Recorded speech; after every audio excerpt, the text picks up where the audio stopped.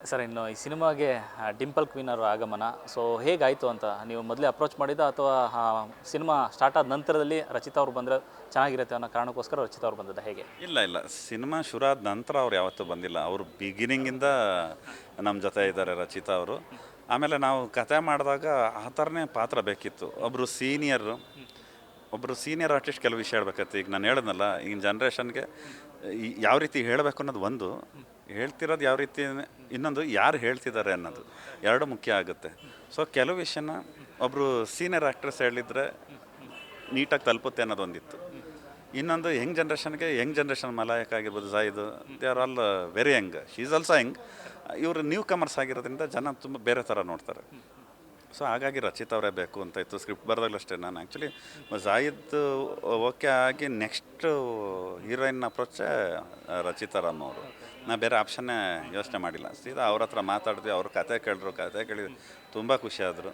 ಯಾಕಂದ್ರೆ ಅವ್ರು ಹೇಳಿದ್ರು, ನಾನು ನನ್ನ ಕೆರೆಯಲ್ಲಿ ಪ್ರೀವಿಯಸ್ ಏನು ಮೂವೀಸ್ಗಳಿದೆ ಇಲ್ಲಿವರೆಗೂ ನಾನು ಯಾವುದೂ ಈ ಥರದೊಂದು ಪಾತ್ರ ಮಾಡಿಲ್ಲ. ಅದು ಈ ಥರ ಶೇಡ್ಸ್ ಇದೆ, ನಿಮಗೆ ಜಾಯ್ದವ್ರಿಗೆ 3 ಶೇಡ್ ಇದೆ, ರಚಿತಾರಾಮ್ರಿಗೆ 3 ಶೇಡ್ ಇದೆ, ಮಲಾಯ್ಕ ಅವ್ರಿಗೆ 3 ಶೇಡ್ ಇದೆ, ಎಲ್ರಿಗೂ ಬೇರೆ ಬೇರೆ ಶೇಡ್ಸ್. ಈಗ ಏನು ನೋಡ್ತಿದ್ದಾರೆ ಇದೆ ಅಂತ ಯಾರು ಫಿಕ್ಸ್ ಆಗಂಗೆ ಇಲ್ಲ. ನಾನು ಹೇಳ್ದಲ್ಲ, ಫಿಕ್ಸ್ ಆಗಿ ಬಂದರೆ ಅದನ್ನು ಬ್ರೇಕ್ ಮಾಡ್ತೀನಿ ಅಂತ. ಸೊ ಅವರು ಅದ್ಭುತವಾಗಿ ಅಭಿನಯಿಸಿದ್ರು. ಕೇಳಿ ಸೀನಿಯರು ಮೊದಲದಾಗೆ ಎಲ್ಲ ಸ್ಟಾರ್ ನಟರ ಜೊತೆ ಮಾಡಿರೋಂಥ ಹೀರೋಯಿನ್ನು.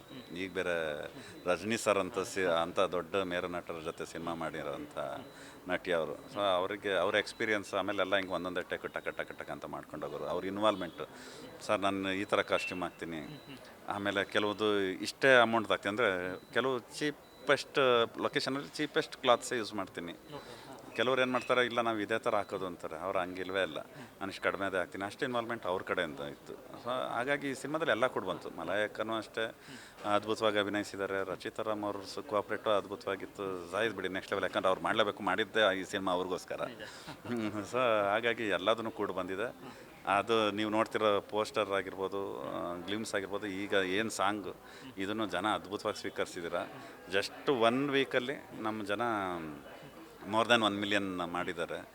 ಪ್ಲಸ್ ಏನಿಲ್ಲ ಅಂದ್ರೂ ಎಷ್ಟು ಒಂದು 50,000 ಬರೀ ರೀಲ್ಸ್ ಮಾಡಿದ್ದಾರೆ.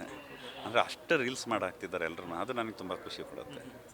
ಈಗಿನ ಲವ್ ಸ್ಟೋರಿ ಅಥವಾ ರಿಯಲ್ ಆಗಲಿ, ಸಿನಿಮಾ ಆಗಲಿ, ಆನ್ ಸ್ಕ್ರೀನ್ ಆಗಲಿ, ಈ ಸೈಕಾಲಜಿಕಲ್ ಫ್ಯಾಕ್ಟರ್ ಅನ್ನೋದು ತುಂಬ ಇಂಪಾರ್ಟೆಂಟ್. ಯಾಕಂದರೆ ಈಗಿನ ಲವ್ ಸ್ಟೋರಿ ನೋಡಿದ್ರೆ ಜೆನ್ಜಿ ಲವ್ ಸ್ಟೋರಿಗಳು, ಆದರೆ ಒಂದು ಪ್ರೀತಿ ಅನ್ನೋದು ಅದರ ಪವಿತ್ರತೆ ಬೇರೆ ಬೇರೆ ರೀತಿ ಆಗ್ತಾಯಿದೆ ಈಗಿನ ಒಂದು ಜನ್ರೇಷನಲ್ಲಿ.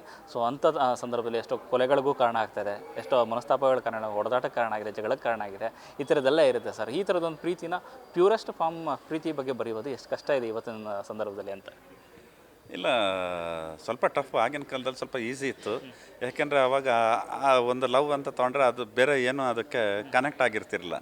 ಈಸಿ ಇತ್ತು ವಿಷಯ, ಒಂದೇ ವಿಷಯನ ಇಟ್ಕೊಂಡು ಚೆನ್ನಾಗಿ ಬರಿಬೋದಿತ್ತು. ಇವತ್ತು ಬರಿಬೇಕು ಅಂದರೆ ನಾಟ್ ಓನ್ಲಿ ಲವ್, ಏನು ವಿಷಯ ಬರಿಬೇಕು ಅಂದರೆ ಇವತ್ತು ಟಫ್ ಇದೆ ರೈಟರ್ಸ್ ವರ್ಕ್. ಈ ಸಿನಿಮಾ ನನ್ನ ಲವ್ ಸ್ಟೋರಿ ನಾನು ಮಾಡಬೇಕು ಅಂದಾಗಲೂ ನಂಗೆ ತುಂಬ ಚಾಲೆಂಜಸ್ ಇತ್ತು. ಯಾಕಂದರೆ ಏನು ಜನ್ರೇಷನ್ ಲವ್ ಮಾಡ್ತಿರೋ ರೀತಿಯೇ ಬೇರೆ. ಬಟ್ ಲವ್ ತುಂಬ ಹಾರ್ಡ್ ಕೋರ್ ಮಾಡ್ತಿದ್ದಾರೆ ಈಗ. ಏನಂದರೆ ಆವಾಗ ಒಂದು ಡೀಸೆಂಟ್ ಲೆವೆಲಲ್ಲಿತ್ತು, ಈಗ ಲವ್ನು ವೈಲೆಂಟ್ ಲೆವೆಲಿಗೆ ತಿರುಗಿದೆ.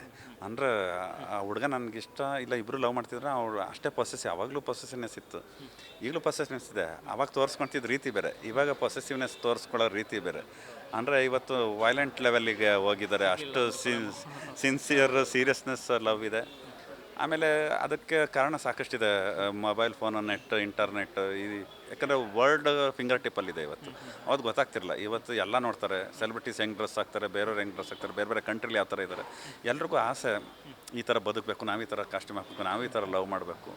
ಬಟ್ ಏನಂದರೆ ಸುಮ್ಮನೆ ಅದನ್ನ ನೋಡಿ ಇವ್ರು ನೋಡಿ ಇನ್ಫ್ಲೂಯೆನ್ಸಿಂದ ಲವ್ ಮಾಡೋರು ಯಾವತ್ತೂ ಅದು ಲವ್ ಅಲ್ಲ ಬಿಡಿ. ಅದೆಲ್ಲ ಇನ್ಫ್ಯಾಚುರೇಷನ್. ಆ ಕ್ಷಣಕ್ಕೆ ಅದು ಆಸೆ ಆಗಿರೋಂಥದ್ದು. ಸೀರಿಯಸ್ ಆಗಿ ಲವ್ ಮಾಡೋರು, ಸಿನ್ಸಿಯರ್ ಆಗಿ ಲವ್ ಮಾಡೋರು ಇವತ್ತು ಅಷ್ಟೇ ಚೆನ್ನಾಗಿ ಲವ್ ಮಾಡ್ತಾರೆ. ಫಾರ್ ಎಕ್ಸಾಂಪಲ್, ಈಗ ಸಯ್ಯಾರಮ್ಮನ್ನೇ ಅಷ್ಟು ದೊಡ್ಡ ಮಟ್ಟದ ಹಿಟ್ಟಾಗಬೇಕು ಅಂದರೆ ಕಾರಣ ಏನು? ಜನಕ್ಕೆ ಲವ್ ಇದೆ, ಅದಕ್ಕೆ ಲವ್ ಇರೋ ಸಿನಿಮಾನ ಇಷ್ಟಪಡ್ತಾರೆ. ಇಲ್ಲ ಅಂದರೆ ಲವ್ ಇಲ್ಲ, ಅದರಲ್ಲಿ ಕತೆ ಇಲ್ಲ, ಲವ್ ಸ್ಟೋರಿ ಇಲ್ಲ ಅಂದರೆ ಅವ್ರಿಗೆ ಇಷ್ಟನೇ ಪಡಲ್ಲ ಅಲ್ವಾ? ಯಾವಾಗ ರಿಲೀಸ್ ಮಾಡೋಕ್ಕಂತ ಪ್ಲ್ಯಾನ್ ಇದೆ ಸರ್? ಇದೇ ವರ್ಷ ಬರುತ್ತಾ ಹೇಗೆ ಅಂತ? ಇಲ್ಲ, ಖಂಡಿತವಾಗ್ಲೂ ಇದೇ ವರ್ಷ ಬರಬೇಕು. ನಾವು ಆ್ಯಕ್ಚುಲಿ ಡಿಸೆಂಬರಿಗೆ ಪ್ಲ್ಯಾನ್ ಮಾಡಿದ್ವಿ. ಅವಾಗ ಯಾರೂ ಅನೌನ್ಸ್ ಮಾಡಿರಲಿಲ್ಲ. ನಾವು ಪ್ಲ್ಯಾನ್ ಮಾಡಿದಾಗ ನಮ್ಮ ಟೀಮ್ ಏನೋ ಒಂದು ಡಿಸ್ಕಷನ್ ಮಾಡಿ ಫಿಕ್ಸ್ ಆಗಿದ್ವಿ. ಆದರೆ ಆಮೇಲೆ ನೋಡಿದ್ರೆ ಎಲ್ಲ ದೊಡ್ಡ ದೊಡ್ಡ ಸಿನಿಮಾಗಳು ಅನೌನ್ಸ್ ಆಗಿದೆ, ಎಲ್ಲ ಕನ್ನಡ ಸಿನಿಮಾಗಳಾಗಿದೆ. ಈಗ ಹೊರಗಡೆ ಸಿನಿಮಾಗಳಾದರೆ ಕನ್ನಡ ಥಿಯೇಟರ್ಸ್ ಅಂತ ಇರುತ್ತೆ, ಕಾಂಪೀಟ್ ಮಾಡ್ಬೋದು. ಈಗ ಕನ್ನಡ ಸಿನಿಮಾಗಳೇ ಆದಾಗ ಆಬ್ವಿಯಸ್ಲಿ ಕನ್ನಡ ಥಿಯೇಟರ್ಸ್ ಕಡಿಮೆ ಇರೋದ್ರಿಂದ ಅವ್ರು ನಮ್ಮವ್ರಿಗೆ ಥಿಯೇಟರ್ಸ್ ಸಮಸ್ಯೆಗಳಾಗುತ್ತೆ. ಸೊ ಅದಾಗೋದು ಬೇಡ, ನಾವು ಆರಾಮಾಗೆ ಬರ್ತೀವಿ. ದೊಡ್ಡವರೆಲ್ಲ ಬರಲಿ, ಚಿಕ್ಕವರೆಲ್ಲ ಆಮೇಲೆ ಬರ್ತೀವಿ, ಏನು ತೊಂದರೆ ಇಲ್ಲ. ಇಲ್ಲ ಅವ್ರಿಗಿನ ಮುಂಚೆ ಬರ್ತೀವಿ, ಇಲ್ಲ ಅವ್ರು ಬಂದೋದ್ಮೇಲೆ ಬರ್ತೀವಿ, ದೊಡ್ಡವ್ರು ಫಸ್ಟ್ ಬರಲಿ ಅಂತ ಅಷ್ಟೇ. ಸರ್, ಇನ್ನು ಕೊನೆಯದಾಗಿ ಈ ಲವ್ ಸ್ಟೋರಿನ ವಿಚಾರದಲ್ಲಿ ಕಲ್ಟ್ ಒಂದು ದೊಡ್ಡ ಉದಾಹರಣೆಯಾಗಿ ಮಾದರಿಯಾಗಿ ಸಿನಿಮಾಗೆ ಅಂದರೆ ಈಗಿನ ಜನ್ರೇಷನ್ಗೆ ಲವ್ ಸ್ಟೋರಿ ಸಿನಿಮಾಗಳಿಗೆ ನಿಂತ್ಕೊಳ್ಳುತ್ತಾ ಅಂತ ಅಂದ್ಬಿಟ್ಟು ಒಂದು ಮಾಡಲ್ ಆಗಿ. ಖಂಡಿತ ಕಲ್ಟ್ ಅನ್ನೋದು ಒಂದು ಐಕಾನ್ ಆಗುತ್ತೆ ಸಿನಿಮಾ ಇದು. ಯಾಕೆಂದರೆ ಇದು ನೋಡಿದವ್ರು ಎಲ್ಲರೂ ಈಗ ಏನು ಅನ್ಕೋತಿದ್ದಾರೆ, ಅನ್ಕೊಳ್ತಿರೋದೇ ಬೇರೆ. ಅಲ್ಲಿ ನಿಜವಾಗ್ಲೂ ರಿಯಲ್ ಲವ್ ಅಂದ್ರೇನು, ರಿಯಲ್ ಎಮೋಷನ್ ಅಂದ್ರೇನು ಅದು ಸಿನಿಮಲ್ಲಿ ಕಾಣುತ್ತೆ. ಯಾಕೆಂದರೆ ನಾನು ಯೂಶ್ವಲಿ ಪಾಸಿಟಿವ್ ಥಿಂಕಿಂಗ್ ಜಾಸ್ತಿ ಇರೋದು, ಪಾಸಿಟಿವ್ ಆಗಿ ಸ್ಕ್ರಿಪ್ಟ್ ಇರುತ್ತೆ ನಂದು, ನೆಗೆಟಿವ್ ಯಾವುದೂ ಇರೋಲ್ಲ. ಸೊ ಆ ಪಾಸಿಟಿವ್ನೆಸ್ನ ಜನ ಏನೇ ನೆಗೆಟಿವಿಟಿ, ಪಾಸಿಟಿವಿಟಿ, ಕನ್ಫ್ಯೂಷನ್ ಎಲ್ಲ ಇಟ್ಕೊಂಡು ಥಿಯೇಟ್ರಿಗೆ ಬಂದರು, ಕೊನೆಗೆ ಆಚೆ ಹೋಗ್ಬೇಕಾರೆ ಫುಲ್ ಪಾಸಿಟಿವ್ ಆಗಿ ಹೋಗ್ತಾರೆ. ಅದು ನಾನು ಪ್ರಾಮಿಸ್ ಮಾಡ್ತೀನಿ. Thank you so much. All the best, ಒಳ್ಳೆಯದಾಗಲಿ ಸರ್.